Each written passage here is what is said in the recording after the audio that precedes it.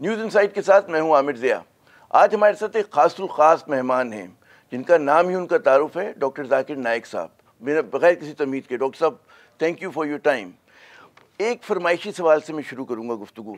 ایک نوجوان نے مجھ سے پوچھا کہ جب آپ مذاہب کا تقابل کرتے ہیں اور آپ جو ہیں قرآن و حدیث کی آیت نمبر، صفحہ نمبر، سطر نمبر، اور صرف اسلامی کتابوں کا ہی نہیں، آپ جو موازنہ کرتے ہیں ان کا بھی، تو آپ انکساری سے کام ہو سکتا ہے، لیکن جی یہ جو خدا کی دین ہے آپ کی یادداشت، لیکن یقیناً ریاض کیا ہوگا آپ نے، مشقت کی ہوگی، تو کچھ بتائیں ہمارے نوجوانوں کو کہ کس طرح سے آپ نے ماشاءاللہ یہ جو یادداشت اپنی رواں کی ہے، کیا راز ہے اس کا؟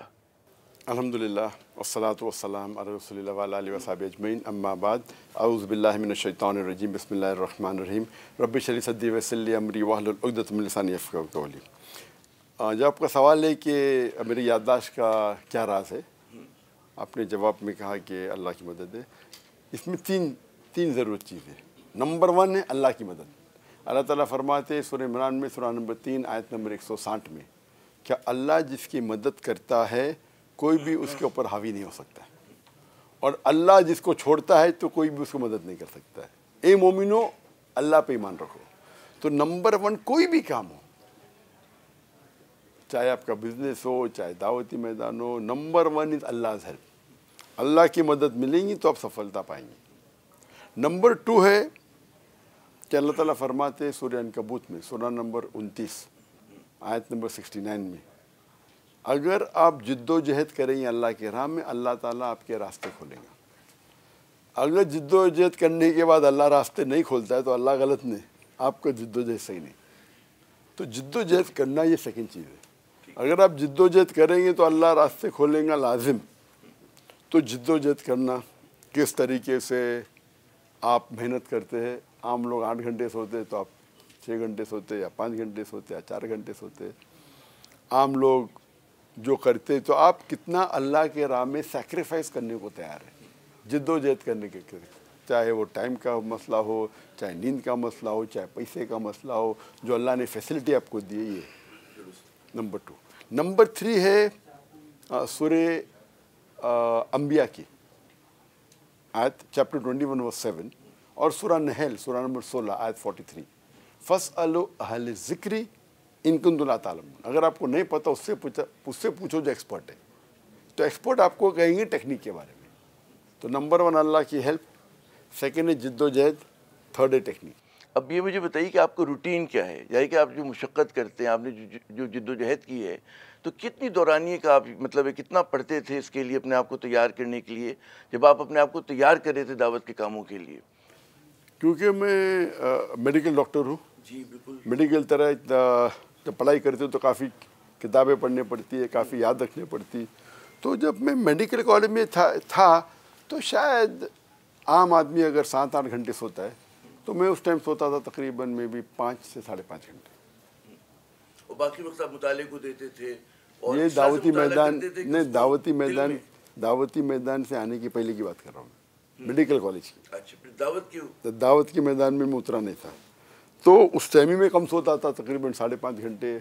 اور جب ہوتے تھے اسکول کے دوران میڈیکل کالج، لوگ مجھے کہتے تھے ذاکر بھائی ڈبیٹنگ میں ماہر ہے، تو کالے کو سفید دکھا کو پروف کر، سفید کو کالا۔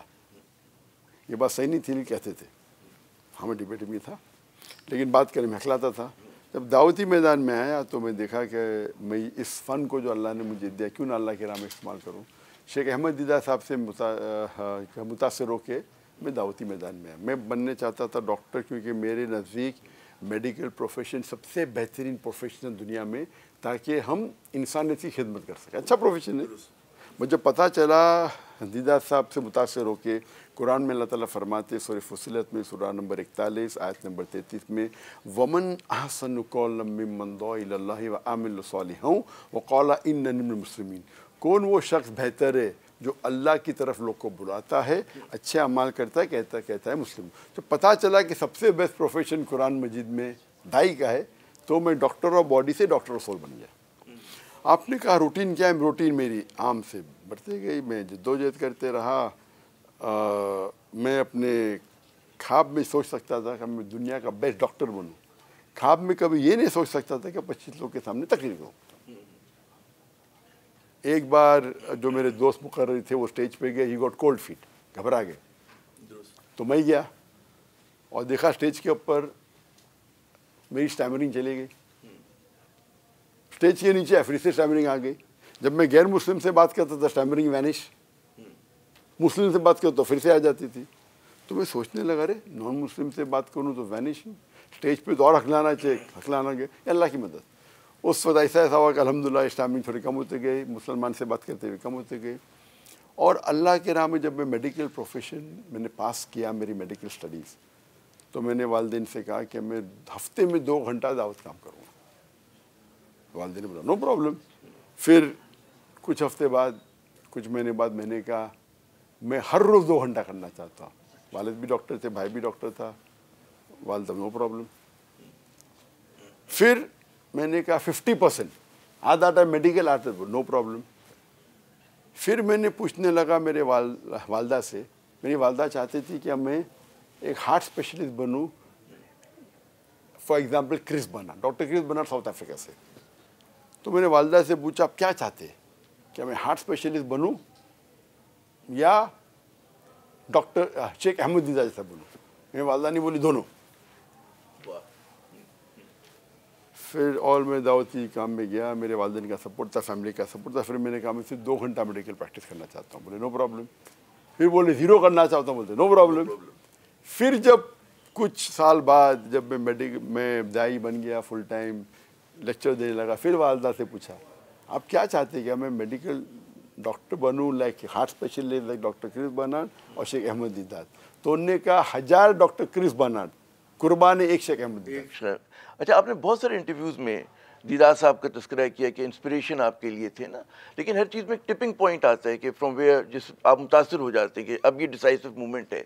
वो क्या मूवमेंट था आपके लिए कि जब आपने कहा कि नहीं, इतना बड़ा transition from medical doctor to ये दावत देने का काम?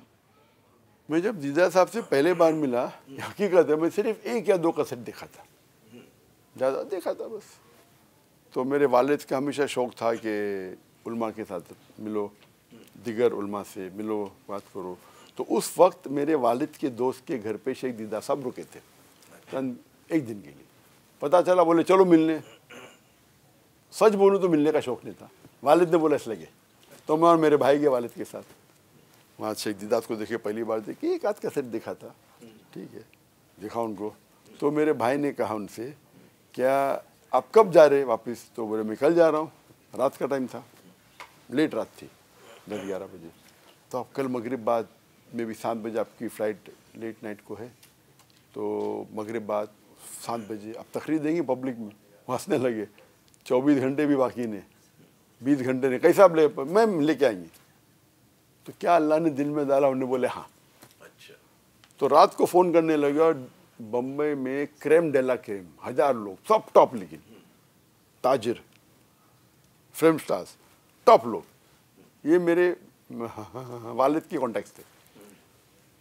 उसके बाद सिलसिला चलते गया, मैं दावत देने लगा। मेडिकल कॉलेज में लोग मुसलमान तो भाग जाते थे, वो जाकिर भाई मरवाएंगे हमको। अच्छा। तो अल्लाह की मदद थी, लोग कहते आप फेल हो जाएंगे, तो मैं फेल होगा तो और 1 साल दावा करूँगा मैं टीचर के साथ। तो ये मिजाज था मेरा।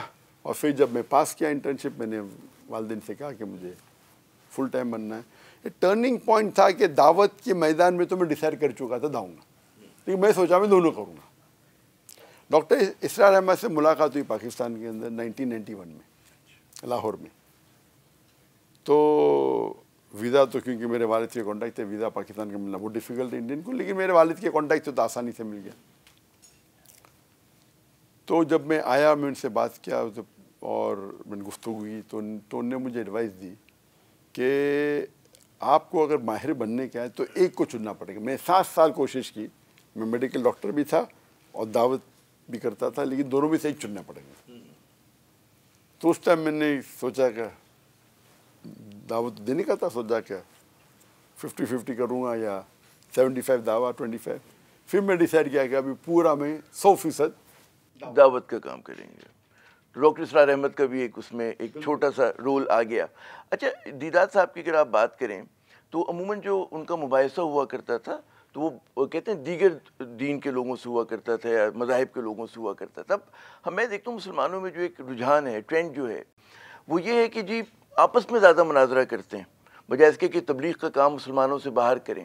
اور اس کی وجہ سے جب آپ اندر بات کرتے ہیں تو اس میں تفرقہ پیدا ہوتا ہے بعض اوقات, اور اس کے اندر مطلب ہے آپ کو پتہ ہے کہ اختلافات پیدا ہوتے ہیں.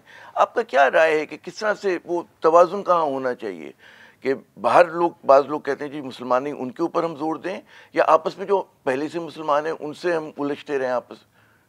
میرے حساب سے دونوں ضروری ہے. اچھا, آپ کہتے وتواصوا بالحق, حق کی طرف لے کے آؤ. اگر کوئی غیر مسلم کو آپ دیکھتے جو غلط کر رہا ہے, شرک کر رہا ہے, ہمارا فرض ہے اسے روکے. اگر ہم مسلمان کو دیکھ رہے کہ نماز صحیح سے نہیں پڑھا ہے تو بولنا چاہیے, اسے اصلاح کہتے ہیں. جب غیر مسلم سے اسلام کی بات کرتے, اسلام کی طرف لے کے آتے, اس کا صحیح لفظ ہے دعویٰ. جب مسلمان سے ہم کہتے ہیں کہ صحیح طریقہ, اسے کہتے ہیں اصلاح. اصلاح مطلب ٹو ریپیئر, ٹو امپروو, بہتر کرنا. حالانکہ دعویٰ دونوں کے لیے استعمال ہوتا ہے, مسلم اور غیر مسلم, لیکن صحیح لفظ دعویٰ ہے, انویٹیشن, دعوت دینا, وہ غیر مسلم کے لیے, اسلام مسلمان کے لیے. میرے نزدیک دونوں امپورٹنٹ ہے. ایک ڈاکٹر کے پاس کوئی پیشنٹ آتا ہے, ایک ہارٹ پیشنٹ ہے اور ایک اس کو کٹ لگ گیا ہے, دونوں امپورٹنٹ ہے, لیکن دونوں ساتھ میں ہے تو کون سا بہتر ہے؟ Heart patient. وہ مسلمان چھوٹی غلطی کر رہا ہے, شرک تو نہیں کر رہا ہے, وہ غیر مسلم شرک کر رہا ہے. دونوں امپورٹنٹ ہے, لیکن اگر دونوں ساتھ میں آ گئے تو غیر مسلم اور امپورٹنٹ ہے. Depends upon the situation. لیکن بڑی اہم بات کی کہ دونوں ہی آپ نے کہا کہ اہم ہے, لیکن بعض اوقات آپ یہ محسوس نہیں کرتے کہ جب مسلمان آپس میں تبلیغ کا کام کرتے ہیں تو اس کی وجہ سے پھر جو بدمزگی پیدا ہوتی ہے, اور ہم نے بارہا دیکھا علماء کو ایک دوسرے کے جو مسلک کے اوپر جس طرح سے تنقید کرتے ہیں, تو بجائے اس کے کہ مسلمان جڑیں ایک دوسرے کے ساتھ, ہم دور ہو جاتے ہیں. اس چیز کو کیسے قابو مطلب پایا جائے اس چیز کے اوپر؟ اگر ہم قرآن میں جو ہدایت اللہ نے دی ہمیں, اور جو حدیث میں اللہ کے رسول نے ہدایت دی, اس پہ عمل کریں تو تناؤ ہوئے گا ہی نہیں. افسوس کی بات ہے کہ دونوں پارٹی ایک بھی عمل کرے گا پرابلم نہیں ہوئے گا. میرے خلاف بہت لوگ بات کرتے ہیں, میں بولا نو پرابلم, میرا فارمولا سمپل ہے, کون میرے خلاف بات کرتا ہوں تو میں اس کا جواب نہیں دیتا.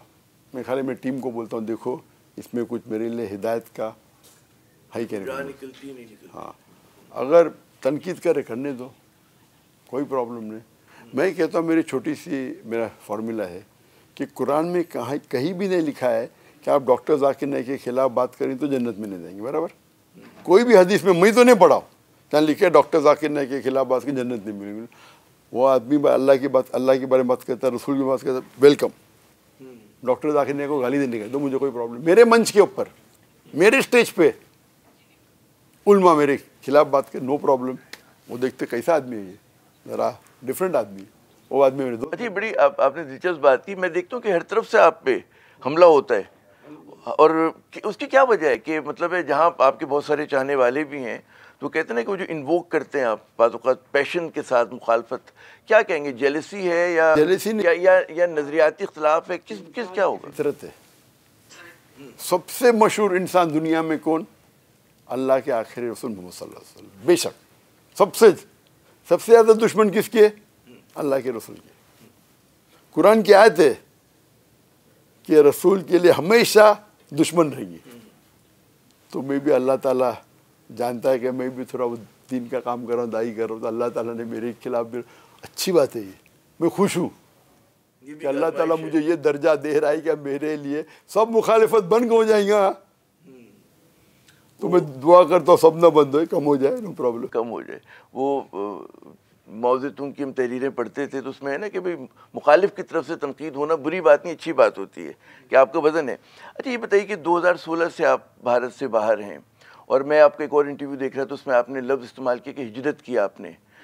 اچھا ایک زمانہ تھا کہ بھارت کے بارے میں جو تصور لوگ کیا کرتے تھے کہ جس سیکولر ملک ہے اور وہاں پہ مطلب تمام مائنورٹیز کو بشمول اقلیتوں کو جو ہے کھل کے رہنے کی آزادی ہے.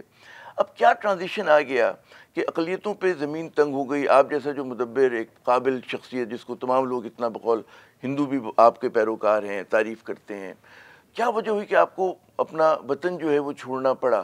اور وہاں پہ اب بھی جو میں مسلمانوں کو دیکھتا ہوں کہ وہ جب تک اپنی کہتے ہیں نا کہ ڈائلیوٹ نہیں کرتے اپنی پرسنالٹی کو, اپنی دین کو, اس وقت تک وہ وہاں پر اپنا مقام نہیں بنا سکتے. کیوں اتنی بڑی تبدیلی آ گئی بھارت میں؟ آپ دیکھیں گے ہندوستان کی ہسٹری ہے, کہ ہندو اور مسلم ہمیشہ ساتھ میں رہے. یہ تاریخ ہے. آپ دیکھیں گے 100 سال 200 سال 500 سال پہلے مسلمان جو ہوتا تھا راجا, اس کے اکثر ہندو ہوتے تھے منسٹر, سپاہ سالار ہندو ہوتا تھا. ہندو راجا ہے, اس کا سپاہ سالار مسلمان. کبھی یہ نہیں ہوتا تھا ارے میں ہندو ہوں, میرا سپاہ سالار مسلمان ہے تو مجھے خوف ہو گیا, یا مسلمان ہے, کیونکہ اس ٹائم دین کا بھید بھاؤ تھا نہیں. تو مسلم کر رہا ہے, ہندو ہندو کر رہا ہے. یہ برٹشرز نے آ کے ہندوستان پہ جب رول کیا, ان کی پالیسی تھی ڈیوائڈ اینڈ رول, اور ان نے ڈیوائڈ کیا, نہ ہی مسلمان ہندو کو کرا, ہمارے ہندوستان دیش کو بھی ٹکڑے کر لی. ابھی آپ دیکھیں گے کہ یہ پالیسی سے ہندوستان کا نقصان ہو. تو ہم جب دیکھتے ہیں کہ ہندوستان میں یہ رول ہے ڈیوائڈ اینڈ رول کا, یہ اسلام میں نہیں ہے. اسلام میں ہے کہ بھائی چارہ ہونا چاہیے, تو اسلام کے خلاف ہے. آپ سمجھے نا, غیر مسلم کا بھی حق ہے. اگر مسلم اسلامک شریعت میں اگر غیر مسلم میں تسلیم کرتا ہے کہ آپ میرے حاکم ہیں اور جزیہ دیتا ہے, آپ کا فرض ہوتا ہے اس کو پروٹیکٹ کریں. تو یہ جو معاملہ کب بدلا, جب مودی رول میں آئے 2014 میں. 2014 میں جب مودی پاور میں آئے تو یہ پرابلم شروع ہوا. 14 میں نہیں, 14 میں ہیں, پھر اور کافی میجورٹی سے بی جے پی. اس کے پہلے بی جے پی کے تھے رولرز, اڈوانی تھے, واجپئی تھے, وہ اتنے خراب نہیں تھے. آپ سمجھے نا, مسلمان کو تکلیف نہیں ہوتی تھی. ادھر بہت تھوڑا بہت ٹھیک ہے, وہ ہر رول میں ہوتی. لیکن ان کی پالیسی تھی ڈیوائڈ, جتنا نفرت پیدا کرو اتنا ووٹ بینک میں جیتیں گے. گجرات میں ہزاروں مسلمان کو قتل کیا, اسٹیٹ اسپانسرڈ, اس پہ کیس ہوئے لیکن وہ کنٹرول کرنے لگا سب کچھ, اور اس سے اس کی پاپولیرٹی بڑھی.